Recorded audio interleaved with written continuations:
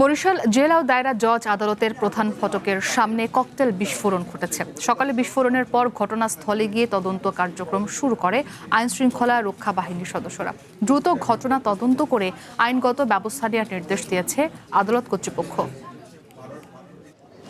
বেলা 10:30টার দিকে আকস্মিক এক বিস্ফোরণে বিকট শব্দে বরিশাল আদালত চত্বরে আতঙ্কের সৃষ্টি হয়। তবে এতে কোনো হতাহতের খবর পাওয়া যায়নি। ঘটনার পরপরই ঘটনাস্থল ঘিরে রাখে আইনশৃঙ্খলা বাহিনীর বিশেষ দল। এ সময় আশপাশের এলাকায় মোতায়েন করা হয় অতিরিক্ত পুলিশ।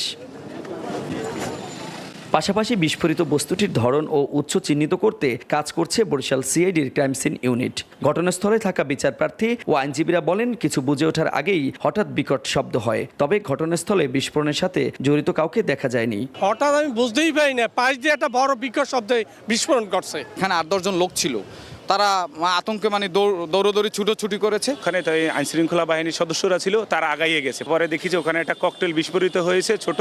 এদিকে বরিশাল জেলা জজ আদালতের প্রধান আইন কর্মকর্তা ও জেলা আইনজীবী সমিতির সভাপতি বলেন, আগামী রোববার আইনমন্ত্রী বরিশাল জেলা জজ আদালত পরিদর্শন করার কথা রয়েছে।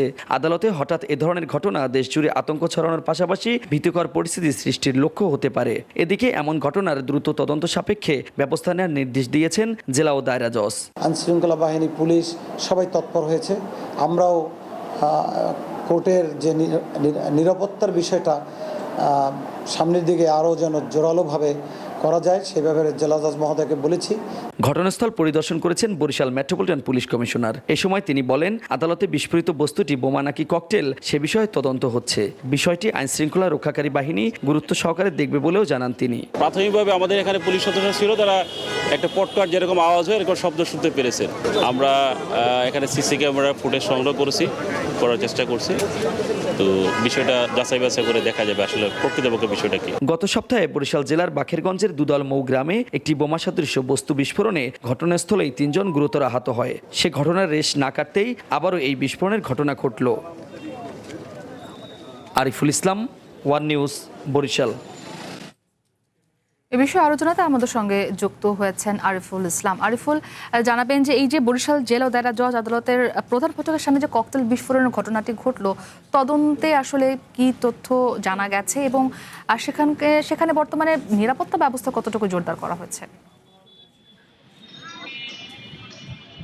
যে আসলে মুক্তি নিরাপত্তা ব্যবস্থা কিন্তু পুরোটাই এখন ঢেকে আছে। তার কারণ আপনি জানবেন যে বরাবরই আমরা বলে যাই যে বরিশাল জেলা শুধু জেলা ও দায়রা জজ আদালত নয়, বরিশাল যে সরকারি স্থাপনাগুলো প্রত্যেকটা স্থানে কিন্তু পুলিশ থাকে। তবে আসলে সেই নিরাপত্তা জায়গা আমরা দেখি না। পোশাকধারী পুলিশ থাকলেও অর্থাৎ তল্লাশি কিংবা সন্দিগ্ধ ব্যক্তিকে জিজ্ঞাসাবাদের আওতায় আনার এরকম কোনো তথ্য দেখি নাই। বিদেই কিন্তু আজকে হয়তোবা এই দুর্ঘটনাটি আসলে ঘটলো একদম ঠিক বরিশাল জুডিশিয়াল ম্যাজিস্ট্রেট আদালতের একদম কোলঘেঁষা। তো সুতরাং এই যে বিষয়টি নিয়ে আমরা আসলে ইতিমধ্যে কথা বলছিলাম বরিশাল মেট্রোপলিটন পুলিশের যিনি কমিশনার রয়েছেন, তার সাথে তিনি আমাদেরকে বলেছেন যে আসলে এখানে তদন্তর ব্যাপার আছে, যেহেতু আগামী রোববার বরিশালে আইনমন্ত্রী আসবেন, সুতরাং এটি একটা নাশকতার কারণ হয়তো হতে পারে। তবে কি বিষয়, কেন বোমা সদৃশ বস্তু নাকি ককটেল বিস্ফোরণ নাকি পটকা, এই যে সার্বিক একটি সন্দিগ্ধ বিষয় রয়েছে এ বিষয়ে আসলে তদন্ত করবেন বরিশাল মেট্রোপলিটন পুলিশ, এমনটি আসলে তিনি জানিয়েছেন। তবে সিআইডির ক্রাইম সিনের সাথে আমরা কথা বলার চেষ্টা করেছিলাম। তারা বলছেন যে এখন পর্যন্ত তাদের কাছে তেমন কোনো তথ্য নেই। তারা যেই তথ্যটা পেয়েছে শুধু তিনি রাজধানী ঢাকা সহ বিভিন্ন স্থানে যে তাদের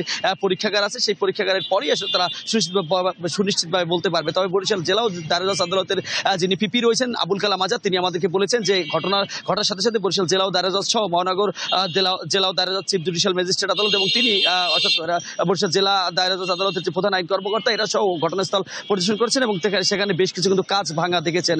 অন্য তেমন কিছু লক্ষ্য করেনি। তবে আমাদের কাছে ঘটনাস্থলে থাকা আইনজীবী আমিনুল ইসলাম সোহাগ আমাদেরকে জানিয়েছেন যে খুব সকাল 10:30টার দিকে যেই বিকট শব্দ হলো এবং সেখানে কেউ কি কোনো পটকা কিংবা যে সেখানে ককটেল বিস্ফোরণ করেছে কিংবা ছুঁড়ে মেরেছে এমন কিছু তারা দেখেনি, শুধু একটি শব্দ পেয়েছে। তবে ঘটনাস্থলে যেহেতু প্রচুর পরিমাণে মাটি নরম ছিল, বৃষ্টি ছিল, এ কারণে সেখান থেকে যে কাদা মাটি সেগুলো কিন্তু ছিটে আইনশৃঙ্খলা বাহিনী থেকে শুরু করে যারা ওখানে দর্শনার্থী ছিল এবং বিচার প্রার্থী যারা ছিল তাদের শরীরে আসলে লেগেছে। তো সব মিলিয়ে একটি কথা আপনাকে জানিয়ে রাখি, গত সপ্তাহে কিন্তু বরিশাল জেলার যে বাকেরগঞ্জ দুদল মৌ এলাকায় সেখানে কিন্তু এরকম একটি বোমা বিস্ফোরণের ঘটনা ঘটেছিল এবং সেখানে কিন্তু 3 জন গুরুতর আহত আহত হয়েছে তারা পুড়েও গিয়েছে, ঢাকায় তাদেরকে অনেকের প্রেরণ করেছিল। তো এই ঘটনার রিস্ক কাটতে না কাটতে গত এক সপ্তাহের মাথায় কিন্তু বরিশালে এমন ঘটনা ঘটছে। আসলে এটা কি রাজনৈতিক বিষয় নাকি কোনো দুষ্কৃতিকারী ক্রিয়া ঘটাচ্ছে কিংবা আদালতে কোনো সমস্যা, সেটা এখন পর্যন্ত বোঝা যাচ্ছে না। তবে গোটা পরিস্থিতি বরিশালে কিন্তু একটি ঘোলাটে পরিস্থিতি সৃষ্টি হয়েছে। তার কারণে এখন বিরূপ মন্তব্য করছেন এক এক বাহিনী কিংবা এক একটি রাজনৈতিক দল এক একভাবে মন্তব্য করছেন। তবে আমরাও আশায় আছি